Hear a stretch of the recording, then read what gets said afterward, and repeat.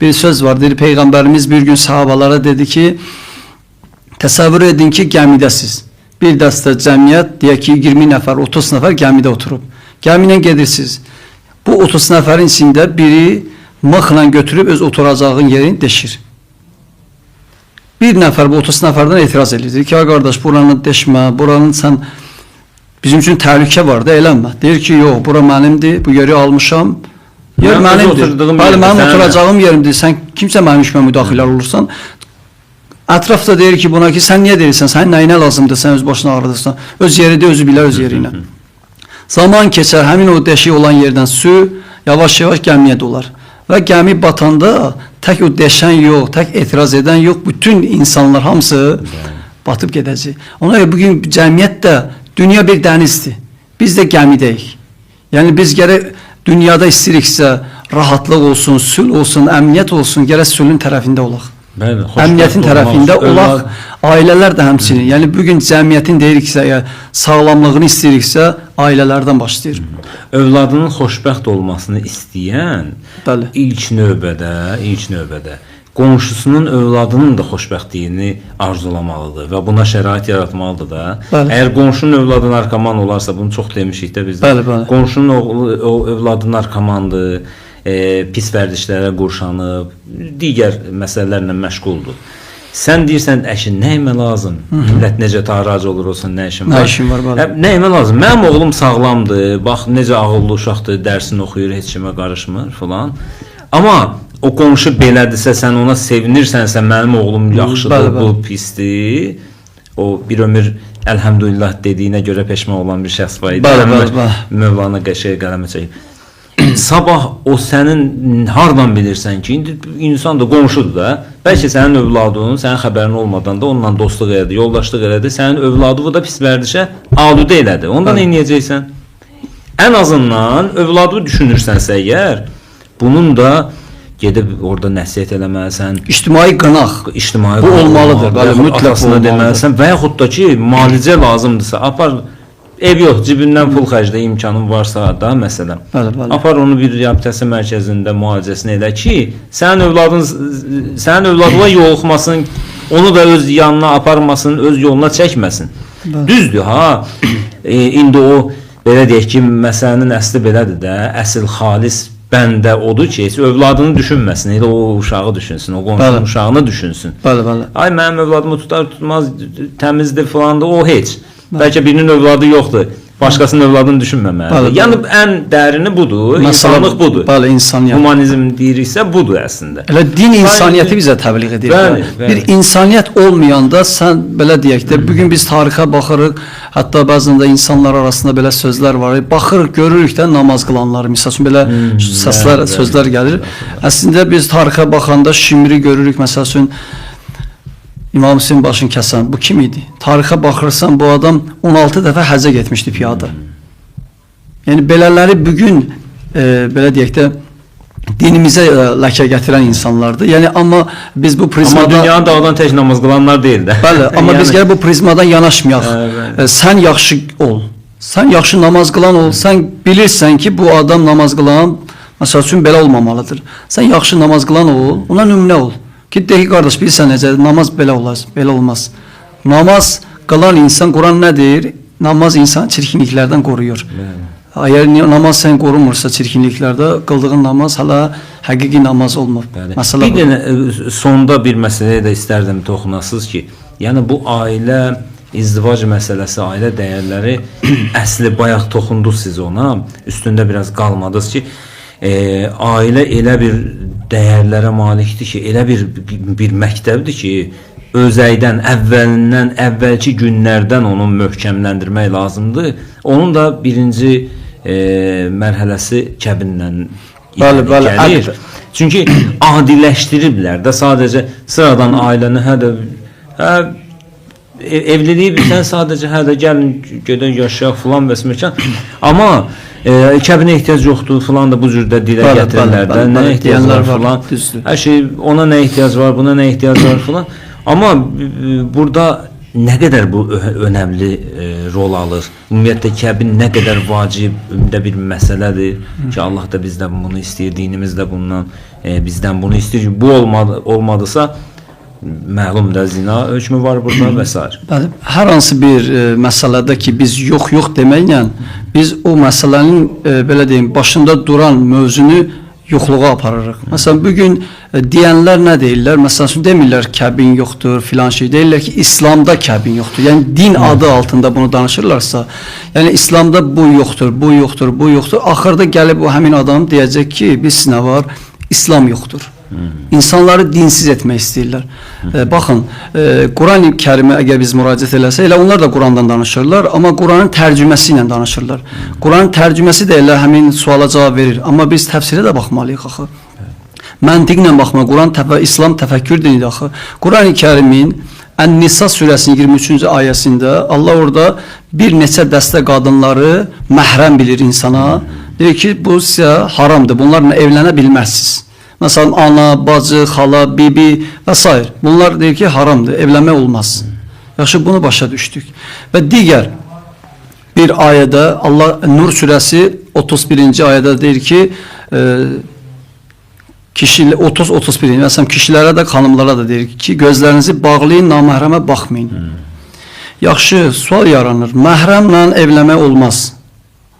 Naməhrəmə də deyir, baxmaq olmaz. Və hansı halda naməhrəm sənə halal olur? Digər İsra surəsində isə 32-ci ayədə, yəni ayələrlə danışır. Yəni hədisləri qəbul etmirlər də bəzilər. Quran ayəsində danışıram.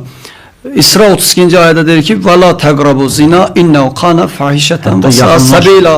Deyir, zinaya yaxınlaşmayın. Yaxşı, sual yaranır ki, zina olmaz. Naməhrəmə baxmaq olmaz, məhrəmlə evlənmək olmaz. Yaxşı, bəs evlənmək necə olmalıdır? Nə ilə olmalıdır? Yaxşı, bu qanun, bu zina nədir? Ümumiyyətlə həmin adamlara sual verir ki, zina nə deməkdir? Naməhrəmə baxmaq olmaz. Yaxşı, mən evlənirəm axı naməhrəmlə. Naməhrəmi mənə məhrəm edən bir qanun olmalıdır. Əgər bu qanun olmasa, mən zinaya gedirəm, zinaya yaxınlaşıram. Zina da haramdır. Bəli, çünki hər bir məsələdə müqavilə var.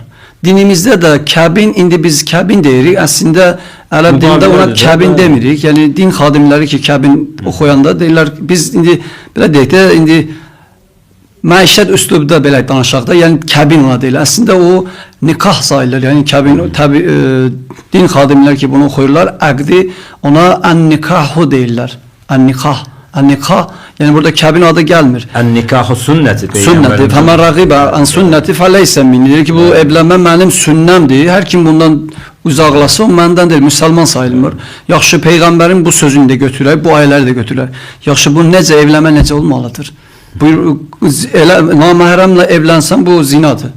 Axı, bu qanunu ortadan götürən bir naməhrəm mənə məhrəmədən olmalıdır. Məhrəm də ki, deyir ki, olmaz, haramdır sizə. Yaxşı, bu naməhrəmlə evlənmək də bir kəbin olmasa, onda mən gedirəm zinaya yaxınlaşıram. Ona görə kəbin lazımdır. Kəbinsiz ailələrdə, yəni evlənən uşaq dünyaya gəlir, həmin uşaqlar da gələcəkdə cəmiyyət üçün təhlükə yaradır. Və bugün ailə boşanmalarının da, bunu da deyək, ailə boşanmalarının da səbəbi çoxu gənclər, hamısı əksəri yoxlasa görəsi ki, valideynləri hamısı evladı bəlkə də kəbinsiz dünya gətirənlərdir. Ona ixtisaslar baş verir. Burada ola bilər, qarşı tərəf cavab versinlər ki, bəs dövlət nigahı var da, qeydiyyatı, məsələn, ZAKS deyirlər də. Buna mən özüm qısa cavab verim, sonra siz biraz geniş cavab verərsiniz ki, məsələn, bizim prezidentimiz, dövlət rəhbəri and içəndə, məsələn, birinci ilk növbədə Qurana and içir, sonra Konstitusiyaya.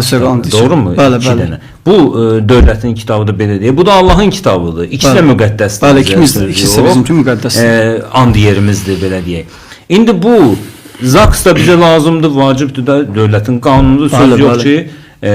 Amma kəbin də Allahın buyurduğudur, 14 əsrdir, bizim Peyğəmbərimizin sünnəsidir. Yəni bunu tərk eləyəsən ki, bu bəs eləyər, bunu hardan çıxarırsan və yaxud da ki, bunu tərk eləyərsən ki, yox, mənə kəbin bəs eləyər, sonradan yaranan problemləri də gərək öhdəvə götürəsən, indidən razılaşasan ki, problemlər yaranır, təbii ki, amma bu dövlətin qanunudur, ZAKS-dır, gərək olmalısan və bunun qızın özü üçün də, gələcəyi üçün də faydaları var, elə oğlanın özü üçün də. Yəni buna indi siz sevindirici haldır ki, bugün dövlətimiz həmin bu məsələyə çox gözəl izahatlar verib.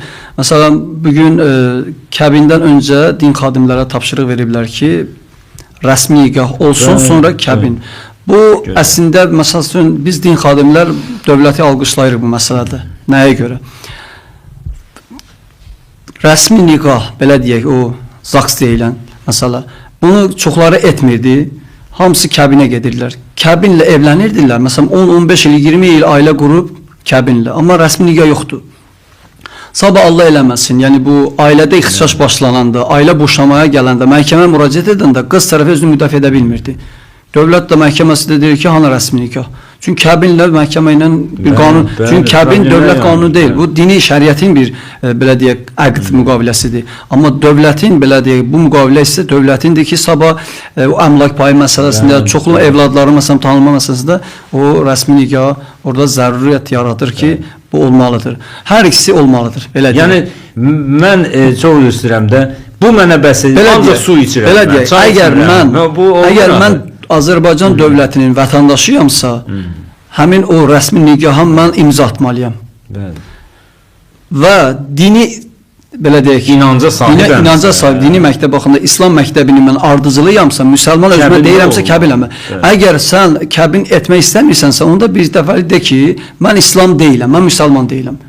Ya İslam olmadığını yəni ateistlə bizim problemimiz yoxdur. Ateist deyir ki, mənim ona inancım yoxdur. Tamam. O ateistdir, yəni o Allahsızdır, o eləmir. Sən Allahın adını çəkirsən, Quranın adını çəkirsənsə, Quranın ayələrinə qarşı çıxma. İkinci, Quranın tərcüməsi ilə yanaşı onun təfsirinə ehtiyacı var.